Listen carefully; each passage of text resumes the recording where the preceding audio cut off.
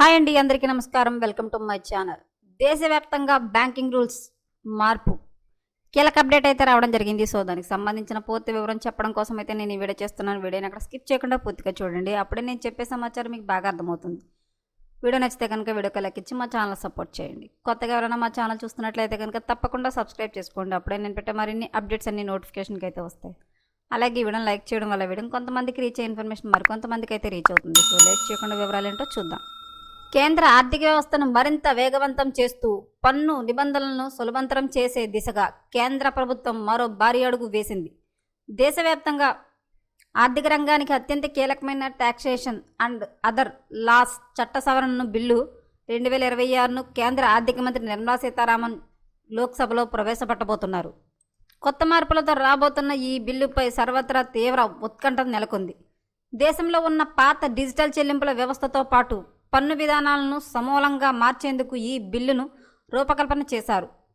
Payment and settlement system act 2007, income tax act 2025, financial act 2026లో కీలక సవరణలు చేసేందుకు ఆర్థిక మంత్రి సభ అనుమతి కోరనున్నారు.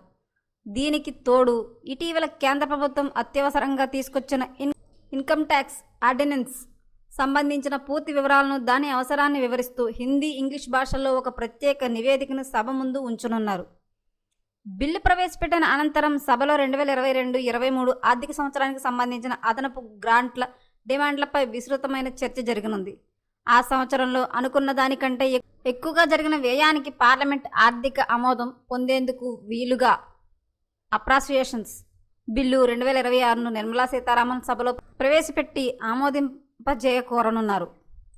ప్రస్తుత ఆధునిక డిజిటల్ యుగానికి తగ్గట్టుగా బ్యాంకింగ్ రికార్డుల చట్టాలను మార్చేందుకు బ్యాంకర్స్ బుక్స్ ఎవిడెన్స్ బిల్లు 2026ను కూడా లోక్సభ ఈరోజే పరిశీలించి ఆమోదించనుంది. మరోవైపు పారిశ్రామిక ప్రగతి, భూ వనరులు, వ్యవసాయ పరిశోధకులు సంబంధించి పార్లమెంటరీ కమిటీలు ఇచ్చిన సిఫార్సుల అమలు తీరుపై కేంద్ర మంత్రులు జితిన్ ప్రసాద్, పెమ్మసాని చంద్రశేఖర్, భాగీరథ్ చౌదరిలు సభకు స్పష్టమైన ప్రకటన చేయనున్నారు. దానికి తోడు రూల్ 377 కింద ప్రజా సమస్యలపై ఎంపీలు లేవనెత్తే అంశాలతో సభ హోరెత్తనుంది. మరిన్ని లేటెస్ట్ అప్డేట్ల కోసం మా ఛానల్ తప్పకుండా సబ్స్క్రైబ్ చేసుకోండి. Thanks for watching.